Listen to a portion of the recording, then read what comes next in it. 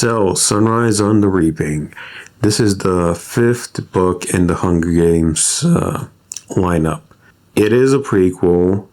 There's only one Hunger Games trilogy. There's no sequels as of yet. I didn't read the last book. I did watch the movie, and I kind of know what happens in the book and the differences between the book and the movie. I kind of feel like President Snow in the movie, if you know some of the stuff in the book, is a lot more justified in murdering like the girl who's leading him astray and making him abandon his family. I mean, yeah, it's Snow, but fundamentally, like, the guy did see certain events from the last book flesh out the character a lot.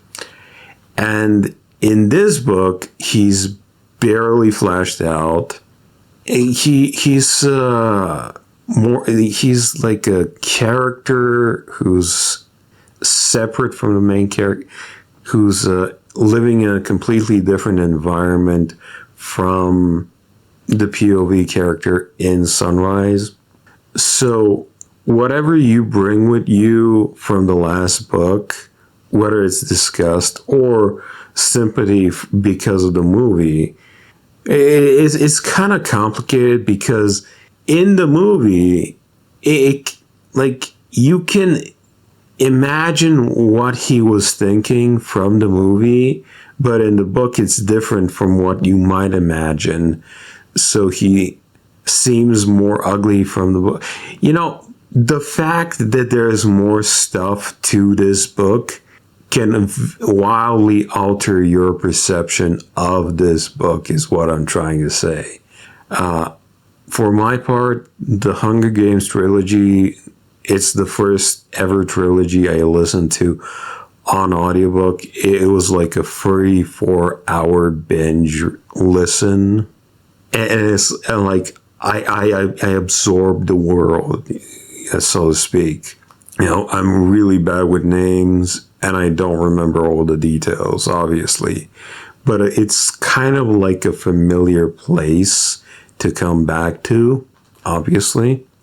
And I feel like a new reader would probably struggle a bit because there's not enough extra detail for new readers. Like, all of a sudden, like, they're in like glass tubes being moved up to the place. Like, you would have seen all these things in trailers, but if you're very, very young and you don't know what the fuck they're talking about, I can clearly imagine how confused someone might be listening to this book or reading this book. Also, there is an issue with the Nevermore, with the poem, with the Raven. I'm not a big poetry guy, and the poetry kind of seems out of nowhere to me. Like, it's a 400-page book, and it's a very efficient book, and like I kind of feel like it should have been something like 520 pages, and a decent chunk of those extra pages should have been devoted to building the image of the Raven or extending his conversations about poetry. Like there should have been more poetry in this book or less poetry in this book, depending on how you look at it. And a lot of the side characters, a lot of the characters around him, I kind of feel like they should have had more scenes to be fleshed out, because I did find myself being lost in various occasions. Who was who was who, what was what. But fundamentally, if you're not overly obsessed with details like that, if you're not overly focused on fully picturing the environment, if you kind of know what you're getting into, I do recommend this as a listen. I don't know what it feels like to fully read a 400-page book like this, because I only listen to it on audiobook. Like, I'm reading this other thing, and 40 pages of this other thing, completely different story. Like, I do feel like people who don't have a lot of time would very much prefer to use the audiobook, in my opinion, because it's efficient in what it's telling, but I'm not sure it's entirely worth it. Like 60 to 120 pages extra would have fleshed out the world a bit more for new readers. I feel like there should have been more done with the snakes. You know, I feel like there should have been a little bit extra, a little bit more of a hook to keep you engaged. Now, the character of Plutarch, because of how he's present in this book, I kind of feel like the next book should be about him and really flesh him out. This book feels like an extended episode in an evolving world. But I really, really, really want like more visceral moments, more significant moments. Like, I do feel like Susan Collins needs to add a little bit more visual flair, visual texture to what she's writing. Like, the scenes with the deaths just don't hit as hard as they did in the original trilogy. And I kind of feel like because of how efficiently it's written, like, it's not really taking its time to show us all the emotions that would come with what happened at the end. Like, she's getting old, basically. I'm not trying to dunk on her, but like, there really should have been a little bit more visceral detail about what's happening to really hit the nail on the head, and like, really, like, show me more of what it is that the horrors that I'm witnessing here, like, in my mind's eye. Okay, like, there definitely should be a bit more of that here. I know it could be just like a cash grab, but it some people might call it a cash grab. It does feel a little bit like a cash grab, but it's like, it's a decent enough episode of the story. But like, why am I here? I'm willing to pay attention to this world again, but like, why am I paying attention? Like, this is such an important character in the first book.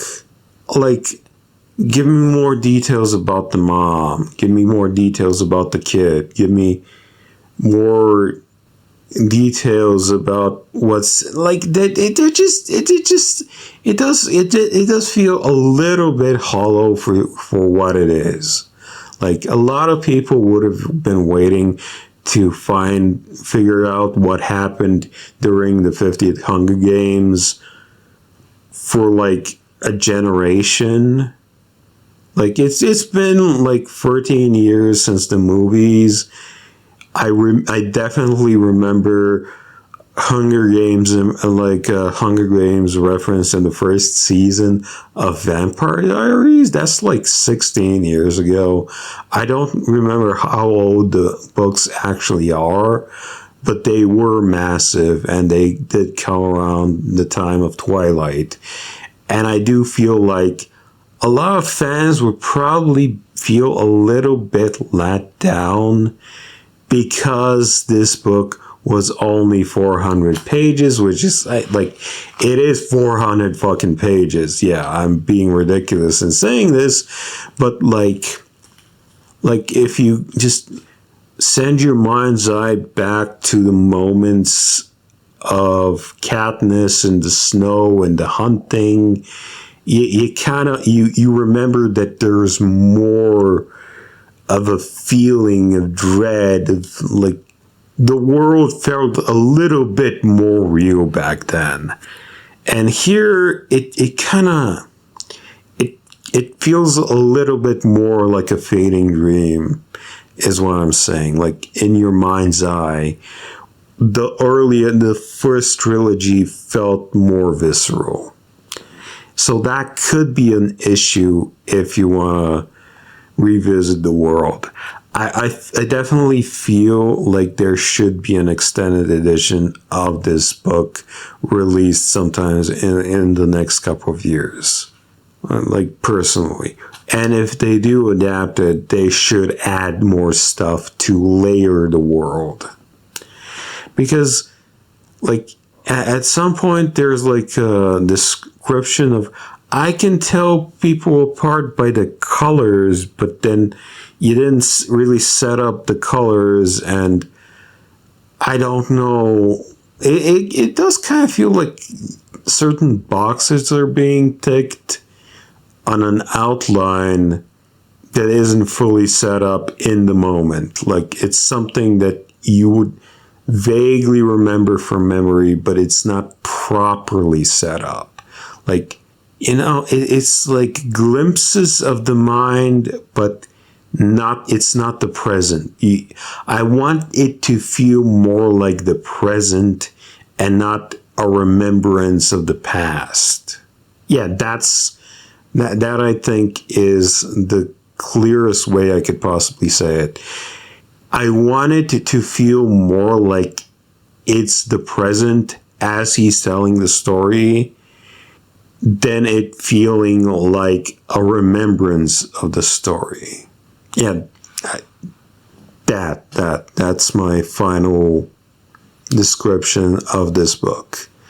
It is a decent enough episode. There's nostalgia there, but I feel like things should be a bit more visceral. Okay, that's about it. Hope you liked my review. Good day.